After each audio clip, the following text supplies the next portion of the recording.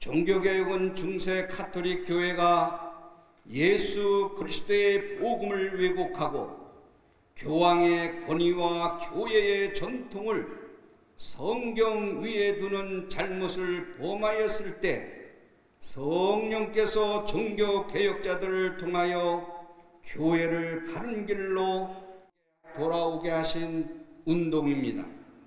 이 운동은 철저하게 성경에 근거한 가르침으로 개혁주의 신학의 출발점이 되었던 것입니다. 그러나 오늘날 개혁주의 신학은 종교개혁의 정신을 잃어버렸습니다. 학문과 교리는 붙들면서 말씀에 순종하는 삶은 소홀히 함으로 복음의 생명력을 약화시켰다는 것입니다. 개혁된 교회가 성경을 기준으로 삼지 않고 신학을 기준으로 하면서 다시 교회는 생명력을 잃어버렸습니다. 그래서 저는 개혁주의 신학이 예수 그리스도의 생명을 회복하도록 개혁주의 생명신학을 주창하게 되었습니다. 개혁주의 생명신학은 새로운 신학이 아닙니다. 개혁주의 생명신학은 자신과 교회와 세상을 하나님의 말씀에 비추어 그릇된 것은 바로잡고 올바른 것은 계승하는 개혁주의 신학을 실천하기 위해서 운동을 하기 시작했습니다. 지금 한국 교회는 행함이 없는 믿음으로 비난을 받고 있습니다. 하나님의 분명한 가르침이 성경에 있고 신앙의 모범인 예수 그리스도께서 우리에게 오셨는데 한국 교회는 성경의 가르침대로 살지 못하고 있는 것 같습니다. 저는 이러한 현실 앞에 한국 교회가 어떻게 하면 다시 성경으로 돌아가서 개혁될 수 있는지를 말씀을 드리고자 합니다. 첫째는 예수 그리스도의 생명을 가져야 개혁할 수 있다는 것입니다. 예수 그리스도가 내 안에 있지 않으면 내 자신이 개혁할 수 없다는 것입니다. 개혁주의 신학은 참 좋은 것입니다. 성경에 비추어 잘못된 것은 날마다 돌이키는 것이 개혁주의 신학입니다. 종교 개혁자들도 성경의 가르침으로 돌아가고자 하였습니다. 중세 교회가 타락한 것은 성경보다 전통을 따랐기 때문입니다. 개혁주의 생명신학은 개혁주의 신학의 예수 그리스도의 생명력을 회복하기 위해서 종교개혁자들이 5대 솔라를 계승하고 실천하였던 것입니다. 오직 성경, 오직 그리스도, 오직 믿음, 오직 은혜, 오직 하나님께 영광입니다. 그러면은 오직 성경이 인간의 구원과 삶의 모든 문제에 대한 유일하고 완전한 기준임을 강조하고 있습니다. 디모데후서 3장 16절에 봐도 모든 성경은 하나님의 감동으로 된 것으로 교훈과 책망과 바르게 함과 의에 교육하게 유익하다고 말씀하셨습니다. 성경은 인간의 말이 아니라 사람의 말이 아니라 칼빈의 말이 아니라 바울의 말이 아니라 모세의 말이 아니라 다윗의 말이 아니라 하나님의 말씀 감동해서 선지자를 통해서 기록되었다는 것을 우리는 믿어야 하는 것입니다. 두 번째는 오직 그리스도는 예수 그리스도만이 유일한 구원자이시며 오직 그리스도가 아니고는 죄와 사망으로서 해방을 받을 수 없다는 것입니다. 사도행전 4장 12절에 보면 다른 일로서는 구원받을 수 없나니 천하 사람 중에 구원을 받을 만한 다른 이름을 우리에게 주신 일이 없음이라고 말씀하고 있습니다. 하나님과 사람 사이의 유일한 중보자이신 예수 그리스도만이 우리에게 구원자가 되신다는 것입니다. 그 구원자를 믿을 때는 내 것을 내려놓고 예수 그리스도를 바라볼 수 있는 신앙의 믿음을 가진 자를 말합니다. 오직 믿음이라는 것도 하나님께서 주시는 구원과 영생의 은혜는 오직 믿음으로 받는다는 뜻입니다. 오늘 본문 로마서 1장 17절에 보면 오직 의인은 믿음으로 말미암아 살리라고 말씀하셨습니다. 믿음은 하나님의 선물입니다. 믿음은 살아계신 하나님을 인격적으로 신뢰하는 삶입니다. 믿음은 학문적으로나 문자적으로 아는 것이 아닙니다. 그리스도의 흔적을 보이는 사람이 믿음을 가진 사람입니다. 믿음은 순종을 통하여 열매를 맺습니다. 그러므로 행함이 없는 믿음은 죽은 거라고 했습니다.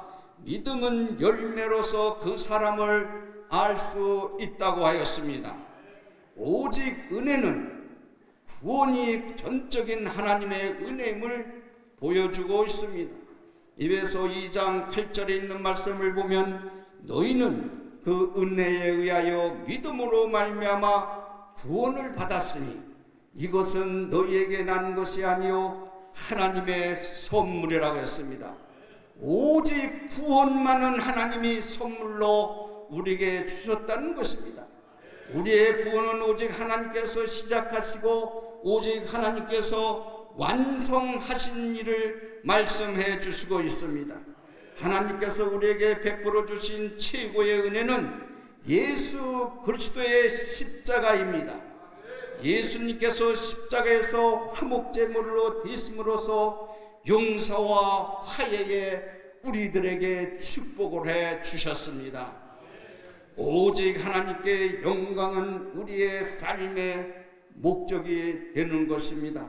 하나님께서는 모든 만물 가운데 홀로 영광을 받으신 분이십니다.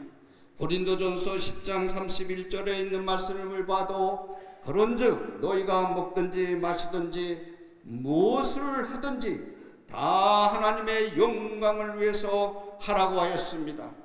그러므로 우리는 삶의 모든 영역에서 하나님의 영광을 돌려야 합니다. 이것이 바로 종교개혁자들이 선포했던 오직 하나님의 영광입니다. 내 생각, 내 마음, 내 뜻을 하나님의 말씀이라고 하면서 하나님의 성경의 올무에 놓고 자기 영광을 받는 어리석은 신학자, 어리석은 목회자, 어리석은 학교 운영하는 자, 이것은 하나님 앞에 영광을 돌리는 것이 아니라 500년 전에 중세 교회가 하나님이 있어야 할 자리에 교양이 있었던 것처럼 우리는 하나님의 있어야 할 자리에 우리가 있지는 않은가. 500주년을 맞이하면서 이 개혁이 내 속에부터 자신이 하나님의 영광을 위해서 몸소 무릎 꿇고 기도하는 저와 여러분이 되기를 바랍니다. 그렇습니다. 오대솔라는 참으로 좋은 종교개혁의 핵심의 교리인 것은 사실입니다. 중세 가톨릭 교회에 맞서 성경을 기준으로 개혁한 개신교는 어떤 교단이든지 이 교리와 신학에 다 동의하고 있습니다. 하지만 종교개혁자들의 계승자인 우리들은 지금 개혁주의 신학을 실천하지 못하고 있습니다. 왜냐하면 신학적으로 교리를 체계화시키고 학문적으로 대단한 발전을 이뤘지만 성경보다 신학을 앞세우는 잘못을 범했기 때문입니다. 성경이 있어야 할 자리에 교회의 전통을 앞세웠고 중세 교회처럼 성경이 있어야 할 자리에 신학을 앞세우고 잘못된 그대로에 범했기 때문입니다. 그래서 개혁주의 신학이 아무리 좋다 해도 그 속에 예수 그리스도의 생명이 없다면 사람을 살리는 신학이 되지 못합니다. 그래서 오늘날 많은 교회와 신학교가 개혁주의 신학을 따르면서도 개혁교회는 항상 개혁되어야 한다고 외치고 있지만은 그러나 예수 그리스도의 생명이 없으므로 실천하지 못하여 영적의 생명이 점점 잃어가고 있는 것이 뭐냐면은 이 썩어질 육체를 위하여 내가 알고 있는 명예와 물질과 지식을 의지하기 때문에 오늘날 이렇게 500년 전에 타락했던 중세교회가 우리 한국과 세계를 향하여 그것을 답습하고 있는 것이 사실이 아닌가라고 저는 생각해 봅니다. 사랑하는 동역자 여러분, 모두가 개혁해야 한다고 주장하지만 정말 개혁은 실제로 우리가 이루어지고 있습니까? 그 이유가 뭐입니까? 로마서 7장 19절과 20절에 있는 말씀을 보면 내가 원하는 바 선을 행하지 아니하고 도리어 원치 아니하는 바 악을 행하는 도다. 만일 내가 원하지 않은 그것을 행하면 이를 행하는 자가 내가 아니요 내 속에 거하는 죄는이라. 우리 머리와 입술은 아무리 개혁주의 신학을 주장하고 개혁을 외친다고 해도 우리 안에 있는 인간의 지악의 본성으로 인하여 우리 삶은 여전히 구습에 머물러 있다는 말씀입니다. 아담으로부터 온 인간의 본능의 지, 이 모든 것들을 우리 선을 행하기 원하는 자신의 마음과는 상관없이 우리들은 죄의 영향을 받고 있다는 것입니다. 이런 죄성을 누가 제거할 수 있느냐? 우리 먼저 자신이 하나님 앞에 무릎을 꿇고 또한 하나님의 말씀에 상고하면서 하나님의 뜻이 무언가에 구별할 수 있는 마음, 내 생각, 내 마음, 내가 학문의 기준을 두고 이것이 하나님의 뜻이라고 두는 어리석은 자가 되지 말고 무릎을 꿇고 하나님의 세미한 음성을 듣고 영적인 지도자가 될 때에 인간의 모든 것은 내가 죄성이 나를 사로잡힌다 할지라도 내 육체의 모든 것을 육으로 가는 흙으로 가는 이 육체가 나를 상고하고 사로잡힌다 할지라도 무릎을 꿇으면 오라나는 이용 공고한 사람이로다. 이 사망에서 누가 나를 건질 수 있느냐? 오직 예수 그리스도의 은혜 아니고는 내 이 죄 속에서 벗어날 수도 없고 아무리 개혁주의를 외친다 할지라도 내가 노상 개혁한다고 할지라도 내 마음의 속에서 죄성, 나에게 인간이라는 뿌리라고 있는 이거 내 지식이라고 하는 내 머리에서 벗어나지 못하는 이 어리석음이 있을 때 절대로 개혁 못합니다. 예수 그리스도만이 내 안에 있을 때만이 개혁할 수 있습니다. 그래 예수 그리스도의 생명 안에서 모든 성령의 법을 따라서 해방을 받을 수 있는 사람, 우리가 예수 그리스도 안에 있을 때만이 죄에서 벗어날 수가 있습니다. 오직 하나님 앞에 무릎 꿇지 않고는 이 죄성을 하나님께서 벗어드릴 수가 없는 것입니다. 우리는 힘으로도 능으로도 할 수 없습니다. 하늘에 계신 하나님의 성령이 나에게 임하셔서 권능을 주셔서 그 권능으로서 주의 종으로서 사명을 할 수 있는 것입니다. 그거는 무릎의 신학입니다. 그렇다면 어떻게 개혁주의 신학을 실천하느냐 하면 요한복음 15장 5절에 보면 나는 포도나무여 너희는 가지라. 내가 내 안에 내가 그 안에 거하면 사람이 열매를 많이 맺나니 나를 떠나서는 너희가 아무것도 할 수 없다고 말씀하셨습니다. 마태복음 21장 18절과 19절에 봐도 이른 아침에 성으로 돌아오실 때에 시장하신지라 예수 그리스도께서 길가에서 한 무화과나무를 보시고 그리로 가사 잎사귀가 밖에 아무것도 찾지 못하고 나무에게 이르시되 이제부터 영원토록 네가 열매를 맺지 못하리라 하시면서 무화과나무가 곧 마른지라. 사랑하는 여러분, 우리는 무슨 열매를 갖고 있습니까? 물질과 명예의 열매를 우선 갖고 있습니까? 우리 신학자들한테 지식을 많이 갖고 있는 그것을 갖고 있습니까? 여기서 말씀하시는 이유는 뭐냐면 주님은 포도나무다. 너희들은 가지다. 나에 붙어 있어야만 열매를 맺을 수 있다. 그 다음에는 네가 아무리 공부를 많이 하고 돈을 많이 벌었을지라도 그러나 하늘의 영광을 위하여 하나님의 그리스도의 생명의 열매가 맺혀 있느냐 이거예요. 그것이 맺혀 있지 아니할 때는 우리 학문과 지식으로서 있다면 성령의 열매를 맺혀질 수가 없습니다. 여기서 바로 그것을 지적하는 것입니다.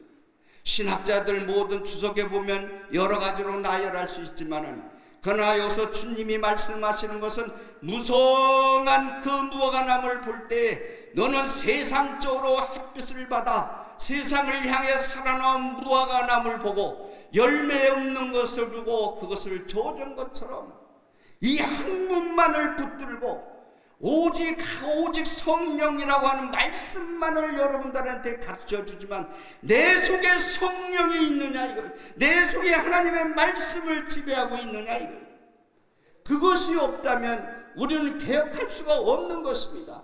말로만 개혁주의 500주년 기념 행사를 캐지만은 많은 신학자들이 종교계의 500주년 책자를 보면 루터, 칼빈, 루스 이런 책만 나열하고 있어요. 내가 어떻게 하면 개혁해서 500년 전에 그 했던 답습을 하지 않냐고 하나님의 나라의 뜻을 이루어서 개혁주의 신학을 실천할 수 있는 것을, 그것을 위해서는 예수가 내 안에 있고 내가 예수 안에 있어야 되는 거, 그것을 무릎 꿇고 회개하지 않으면은 하나님 앞에 개혁할 수 없다는 것을 깨달는 학회가 되어야 되는데, 오늘날 학자들 여러분 많이 오셨죠? 정말 내 속에 뭘 개혁하고 있습니까? 내가 갖고 있는 것을 다 내려놓을 수 있는 그 자체를 개혁해야 됩니다. 다 내려놓고 영적인 생명의 목회자가 될 수 있도록 주의 말씀을 가지고 성도들한테 선포할 때에 부끄러움 없는 말씀이 내 가슴에 있을 때 그 가슴을 선포할 때 성도들에게 회개가 있고 용서가 있고 눈물이 있는 것입니다. 내 속에 그리스도의 영과 말씀이 없으세 말씀을 선포한다고 하면, 아는 지식으로 말을 한다고 하면 성도들한테 깨우침을 줄 수 있습니다. 모르는 걸 깨우쳐 주면은 그것을 은혜를 받았다고 합니다. 돌아서서 내 감정은 썩어질 육체를 위해서 사는 모습이 계속 답습하고 있는 것이 아닙니까?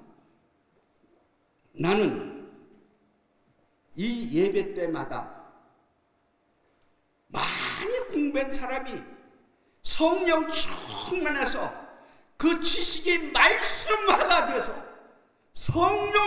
성령의 함께함으로 그 권능을 받아서 성도들의 가슴을 그리스도의 생명의 말씀의 화살이 꽂힐 수 있는 주의 종말입니다. 그것을 무릎 꿇고 기도하면서 회개하고 하나님 앞에 성령 받지 아니하고는 할 수 없습니다. 저와 여러분, 오늘 이 자리에 함께 모든 주의 종들과 또한 예수 그리스도의 생명을 소유하여 자기 자신의 물론 섬기는 교회를 개혁하는 놀라운 일이 일어나기를 주님의 이름으로 축복합니다. 둘째로는 십자가와 부활을 믿어야 개혁할 수가 있습니다. 그렇다면 어떻게 해야 예수님 그리스도께서 내 안에 사시고 내가 예수 안에 살 수 있겠습니까? 십자가와 부활의 복음을 믿을 때만이 가능하다는 것입니다. 예수님은 하나님께 범죄한 우리가 받아야 할 형벌을, 저주를 십자가에서 대신 받으셨습니다. 갈라디아서 3장 13절에 보면 그리스도께서 우리를 위하여 저주를 받은 바 되사 율법의 저주에서 우리를 속량하셨으니 기록된 바 나무에 달린 자마다 저주 아래 있는지라 하였음이라고 말씀하셨습니다. 유대인들에게는 십자가는 저주의 상징이었습니다. 십자가는 우리가 받아야 할 율법의 저주였습니다. 예수님께서는 이 율법의 저주를 받기를 싫어하셨습니다. 마태복음 26장 39절에 보면 내 아버지여 만일 할 만하시거든 이 잔을 내게서 지나가게 하옵소서. 그러나 나의 원대로 마옵시고 아버지의 원대로 하옵소서라고 했습니다. 다시 말하면 나의 뜻대로가 아니라 아버지의 뜻대로 하옵소서. 예수님께서는 들 수만 있으면 이 잔을 피하고 싶었다고 하셨습니다. 그러나 예수님은 순종을 택하여 하나님의 뜻을 이루어 드리는 것입니다. 예수님께서 우리에게 이 십자가의 이것을 가르쳐 주신 것은 성자 하나님께서, 능력이신 신이신 하나님께서 뭘 했느냐? 죽어야 된다. 죽어야 된다. 죽음으로 다시 부활이 있다. 부활의 생명으로서의 삶을 살아야 된다. 그래서 그 수치적인 그 수치를 당하시면서 우리를 구원하기 위하여 십자가를 지셨던 그 예수님이 사흘 만에 사망 권세를 깨고 부활하셨다는 거예요. 학자 여러분, 목사님 여러분, 성도들을 앞에 우리는 십자가 앞에 죽어야 됩니다. 죽어야 다시 부활의 신앙으로 가져야 된다 하면서도 내 자신이 십자가의 못을 박을 수 있는 것, 물질의 명예와 박식과 모든 자존심까지라도 예수 그리스도의 십자가의 못을 받고 새로운 부활의 신앙, 하나님의 영광을 위해서 주의 뜻이 뭔가에 구별하는 종이 되어야 되는 것입니다. 그것을 찾을 때만이 복음이요 하나님의 아버지의 뜻을 따라서 우리가 완성할 수 있는 주의 종이 될 수 있는 것입니다. 그런데 이 복음은 하나님 아버지의 뜻에 따름으로써의 우리가 주신 복음을 완성할 수 있다는 것은 그냥 되는 것이 아니라 오늘날 이 한국교회도 영적 지도자의 모습을 저와 여러분들 포함해서 나의 뜻과 하나님의 뜻을 구별하고 마치 내 뜻을 하나님의 뜻인 것처럼 왜곡하는 것이 오늘의 현실입니다. 왜 교회가 부패했습니까? 목회자가 부패했다면 거기에는 신학교 교수가 부패한 거요. 교수가 부패했다면 신학교 운영하는 자들이 부패했다는 거요. 왜 먼저 무릎에 신앙에 가슴에 하나님의 말씀의 가슴으로서 말씀을 선포할 수 있는 목회자를 기를 수 있는 신학자들을 뽑고 경건의 연습을 기도의 말씀으로 돌아가게끔 하는 훈련을 안 시킨 운영자가 문제인 것입니다. 데살로니가전서 5장 12절부터 18절 있는 말씀을 요약해 보면 이것은 저보다도 목회자들이 또 목사님들이 또한 여러 신학생들, 중고등 학생들한테 말씀을 잘 전하는 말씀입니다. 너희끼리 화목하라. 또한 오래 참으라. 누구에든지 악을 갚지 말고 항상 선을 따르라. 항상 기뻐하라. 쉬지 말고 기도하라. 범사에 감사라. 이것이 그리스도 예수 안에 있는 너희를 향하신 하나님의 뜻이라고 얘기했습니다.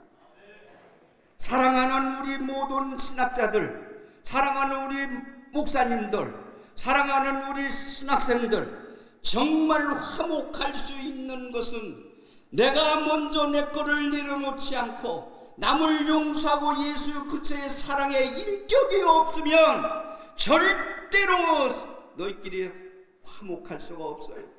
참을 수 있는 걸 예수 그리스도가 참으라고 하지 않았습니다. 참을 수 없는 것을 참으라겠고 용서할 수 없는 것을 용서하라겠고 악한 사람일지라도 나를 저주했을지라도 그 사람을 위해 기도할 수 있는 것, 그래 범사에 감사하는 것이 하나님의 뜻이라고 했으니 이것을 벗어나서 내 기준에서 기준에서 신앙생활하고 자기 기준에서 남을 가르치고 그 자기 자신이 말씀을 선포할 때 이것을 배제하고 남한테 참으라, 용서하라, 사랑하라, 자기는 하지 않으면서, 이건 위선이요, 이거는 하나님 앞에 벗을 수 없는 죄악이 될 수 있는 겁니다.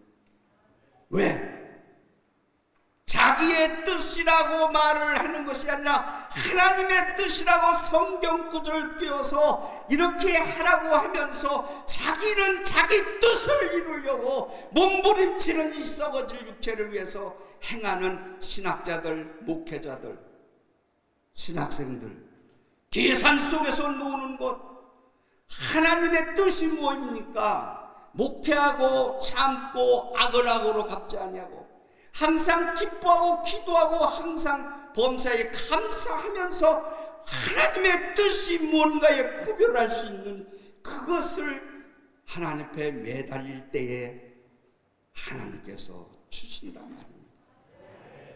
하나님께서 그 성령의 역사가 없으면, 그 하나님의 성령의 역사가 있음으로써 기도의 능력을 받음으로써 우리가 주의 종으로 대연자가 될 수 있는 것입니다.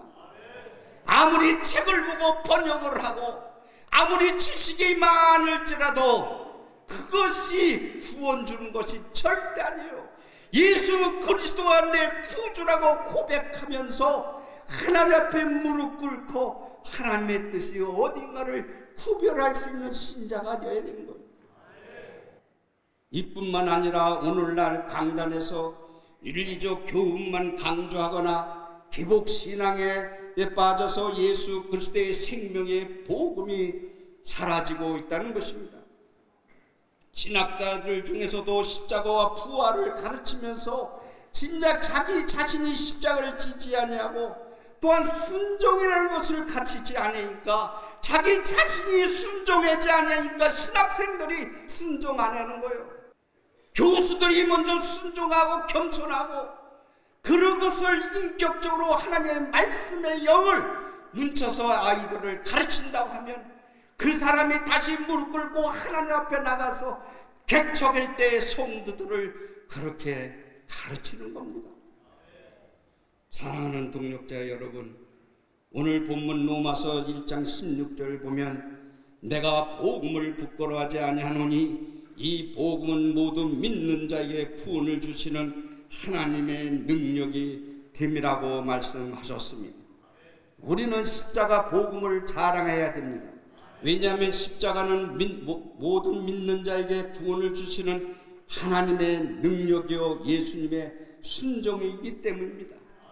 사랑하는 여러분, 정말 복음을 위해서 부끄럽지 않냐고, 정말 내 속에 있는 그 주도의 하나님의 말씀이 나를 사로잡아서 그 말씀을 자랑하고 그 부끄러움 없이 하나님의 십자가를 자랑하면서 구원의 방주로 이끌어는 주의 종들이 되기를 바랍니다. 우리가 십자가의 복음을 자랑할 때만이 우리가 500년 전에 일어난 종교개혁도 루터를 비롯한 개혁자들이 십자가 복음을 강조함으로써 죽어가던 교회가 다시 살아난 것처럼, 복음이 무엇입니까? 하나님의 뜻에 순종한 예수 그리스도의 복음입니다. 예수님만이 우리를 하나님께로 인도하시는 길이요 진리요 생명이라는 이 자체가 복음이라는 것입니다. 예수 그리스도는 죄인된 우리를 구원하시기 위해서 영광스러운 하늘 보좌를 비워두시고 이 땅에 오셔서 십자가에 달려 돌아가셨다는 것을 내 자신을 위하여 죽었다고 하는 것, 다시 우리 인간 인류를 위하여 사흘 만에 부활하셔서 부활의 첫 열매가 되셨다는 것, 누구 때문에? 우리들 때문에. 기독교는 예수님을 따라 죽어 죽는 것이 사는 종교가 바로 기독교인 것입니다. 진정으로 부활을 믿는 사람은 주님 때문에 희생하고 또한 주님의 몸된 교회를 위해서 어떤 고난이 와도 말없이 헌신하는 것입니다. 이것이 자기 십자가를 지고 주님을 따르는 순종의 종이 되는 것입니다. 사랑하는 동역자 여러분, 십자가와 부활의 복음을 담대히 전하지 않으면 영적 변화가 일어날 수가 없습니다. 갈라디아서 2장 20절에 봐도 내가 그리스도와 함께 십자가에 못 박혔나니 그런즉 이제는 내가 사는 것이 아니요 내 안에 그리스도께서 사시는 것이라. 이제 내가 육체 가운데 사는 것은 자신을 버리신 하나님의 아들을 믿음 안에서 사는 거라고 말씀하셨습니다. 예수 그리스도와 함께 십자가에 못 박혀서 내가 사는 것이 아니라 예수 그리스도의 십자가에 못 박히신 그 못에 나도 함께 못을 박아 예수와 함께 삶을 산다는 것입니다. 그래야만이 부활의 신앙을 갖고 어려움과 고난과 고통과 슬픔이 있을지라도 그것을 내 속에 있는 그리스도의 영이 나를 임재함으로써 힘을 주고 이길 수 있는 능력을 주는 것입니다. 내가 그리스도와 함께 십자가에 죽고 그리스도께서 내 안에 사실 때 영적 변화가 일어날 때 자기 자신이 개혁할 수 있습니다. 예수가 내 안에 있고 내가 예수 안에 있을 때만이 변화가 오는 거예요. 육체적인 변화가 아니라 영적인 변화가 올 때 개혁할 수 있다는 것입니다. 지금 한국교회의 문제는 십자가와 부활의 복음을 이루신 예수님의 순종을 제대로 선포하지 않는 데에 있습니다. 목회자가 설교가 학문과 지식으로 변질되면 복음이 올바로 전달될 수가 없습니다. 하나님의 말씀을 온전히 전할 때 영적인 열매가 풍성히 맺을 줄 압니다. 사랑하는 동역자 여러분, 이제 우리는 십자가와 부활의 복음을 성경대로 선포해야 합니다. 십자가와 부활의 복음으로 말미암아 성령의 역사가 성도들의 심령 속에 일어날 때 하나님의 영광이 나타나는 것입니다. 그때 비로소 참된 회개가 일어날 뿐만 아니라 우리의 영혼이 다시 살 때 교회가 살고 내 가정이 살고 내 민족이 살아나가는 것입니다. 우리 자신부터 십자가와 부활의 복음을 온전히 믿고 성도들에게 바르게 선포함으로써 영혼을 살리고 교회를 새롭게 하는 영적 개혁의 앞장서는 주의 종들이 되기를 주의 이름으로 축원합니다. 마지막으로 성령 충만할 때 개혁할 수가 있습니다. 오늘 본문 누가복음 9장 23절에 보면 아무든지 나를 따라오려거든 자기를 부인하고 날마다 제 십자가를 지고 나를 따를 것이라고 했습니다. 자기를 부인하여야만이 성령 충만할 때 내 자신을 개혁할 수 있다는 것입니다. 여러분, 십자가를 진다는 것은 우리 힘으로도 아버지 가능하지 않습니다. 우리 힘으로나 자기를 부인할 수도 없는 것입니다. 우리 자신의 힘으로가 아니라 성령님을 지배를 받을 때만이 가능해야 되는 것입니다. 다시 말해서 성령님이 지배를 받을 때만이, 우리가 성령 충만할 때만이 하나님의 영적인 지도자가 되어서 우리가 십자가를 지고 하나님 앞에 내 개혁을 할 수가 있는 것입니다. 사랑하는 동역자 여러분, 개혁은 절대로 우리의 힘으로 할 수도 없고 자기를 부인하고 제 십자가를 지고 예수님을 따를 때만이 성령께서 우리와 함께 하실 때 자신을 개혁할 수가 있습니다. 또 한국교회를 개혁할 수가 있습니다. 스가랴서 4장 6절에 보면 힘으로 되지 아니하고 능으로도 되지 아니하고 오직 나의 영으로 되니라고 말씀하셨습니다. 욥기 32장 8절에 봐도 사람의 속에는 영이 있고 전능자의 숨결이 사람에게 깨달음을 준다고 했습니다. 예수 그리스도의 하나님께서 나를 사로잡을 때 하나님의 영이 함께일 때만이 개혁할 수가 있는 것입니다. 우리의 힘과 능력으로는 절대로 할 수 없습니다. 오직 하나님의 영으로만이 개혁할 수가 있고, 어떻게 하면 성령이 충만함을 받을 수가 있을까요? 사도행전 8장 15절에 보면 그들이 내려가서 그들을 위하여 성령 받기를 기도하니라고 했습니다. 이에 두 사도가 그들에게 안수함에 성령이 충만하더라고 했습니다. 성령 충만해야 개혁할 수 있고 성령 충만해야 하나님과 더불어 살 수가 있습니다. 베드로와 요한이 안수하여 기도할 때 하나님께서 성령을 부어주었던 것처럼 지금도 성령님은 우리의 기도 가운데 여전히 역사합니다. 신학자들이요, 목사님들이요, 성령이 단회적이니 연속적이니 이런 말을 하는 것은 자체가 성령님의 역사를 제한하는 것입니다. 성령 구절 한 구절을 가지고 그것을 깨고 쪼개서 단회적이라고 한다고 하면 계속 성경을 써야 된다는 이 어리석은 신학자들, 그것은 절대로 단회적이니 연속적이니 이 말보다도 성령님이 지금도 우리를 통해서 역사하시는 것입니다. 성경대로 믿고 기도하면 되는 것입니다. 신학적으로 갈라놓고 자기 생각대로 자기 마음대로 또한 역사적인 모든 신학자 철학자들의 말을 인용해서 학문에 가둬놓는, 하나님을 성령님을 가둬놓는 어리석은 자가 되지 말기를 바랍니다.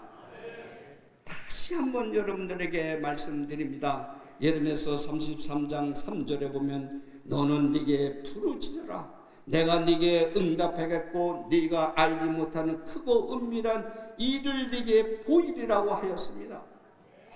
사랑하는 목회자 여러분이요, 학자들이요, 정말 하나님 앞에 기도하면서 은밀히 하나님의 뜻이 뭔가를 기다리는 주의 종들이 되기를 바랍니다. 먼저 우리가 하나님 앞에 기도해야만이 되는 것입니다. 야고보서 5장 16절에 봐도 너희 죄를 서로 고백하며 병이 낫기를 위하여 서로 기도하라. 의인의 간구는 역사는 힘이 크도다. 자기 자신의 죄를 고백하며 기도하는 자가 하나님의 능력을 받고 험악한 이 세상을 하나님 앞에 무릎 꿇으면서 개척자를 내보낼 수 있는 제자를 만들어야 되는데, 미국이나 유럽에서 배운 그 학문만 가지고 교수를 가리키는 한국교회 모든 신학교, 또한 세계적으로 왜 교회가 몰락합니까? 이 하나님의 성령을 믿는 게 아니라 역사적인 철학자 신학자들의 글을 쓴 걸 보고 그걸 메모리해서 남한테 이야기하는 거, 성경을 이용해서 학자들한테 뭐를 가르쳐 주려고 하는 것이 아니라, 성경에서 뭘 가르쳐 주려는 것이 아니라 학자들이 말한 유명한 학자들 말을 학생들한테 가르쳐 주면서 그거 가지고 목회라고 하니 그리스도의 생명이 없는데 어떻게 목회를 개척을 할 수 있습니까?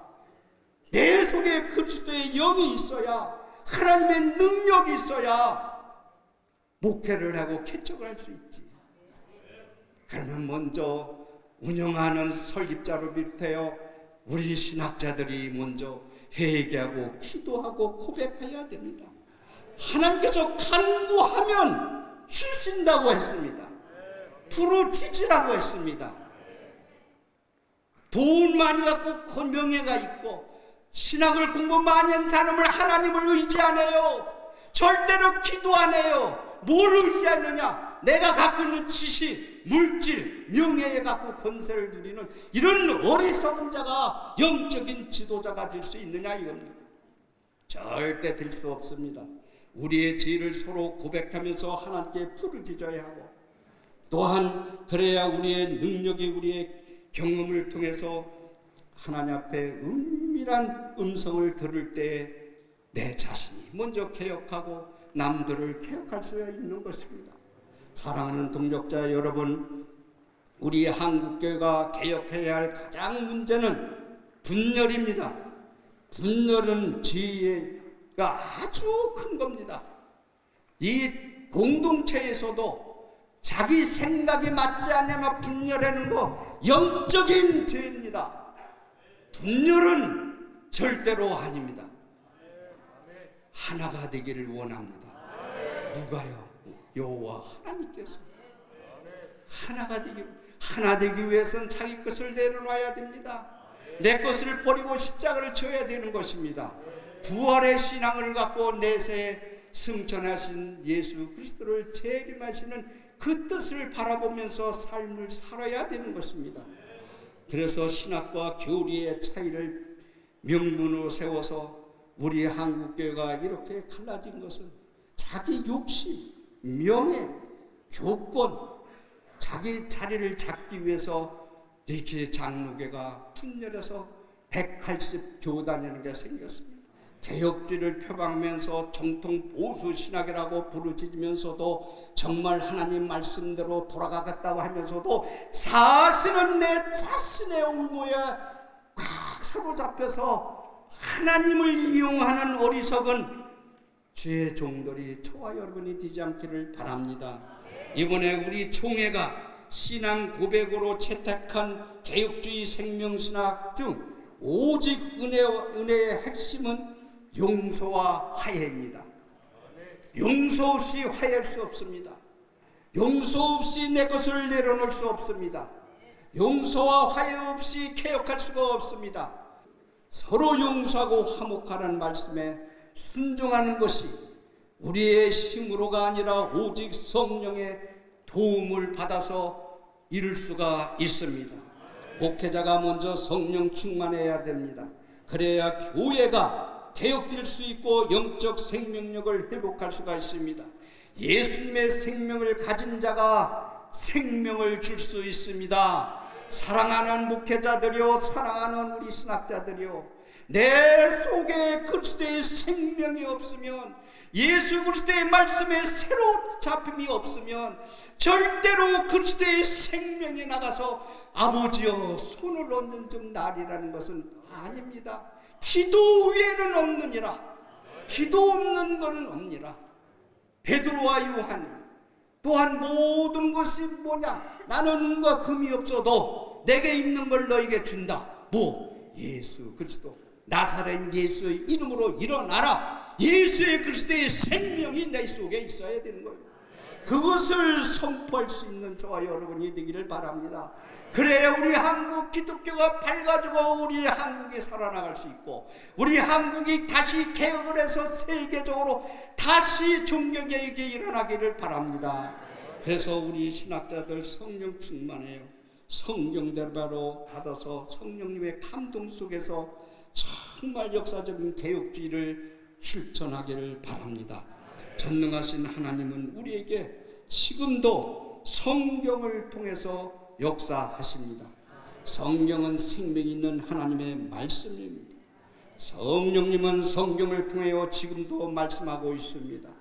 신학교에서부터 생명력 있는 역사가 일어나는 것은 그야말로 영적 지도자를 길러낼 수가 있고, 그렇게 길러진 영적 지도자가 교회를 살릴 뿐만 아니라 먼저 자신뿐만 아니라 가정부터도 영적인 삶을 살 수가 있는 것입니다.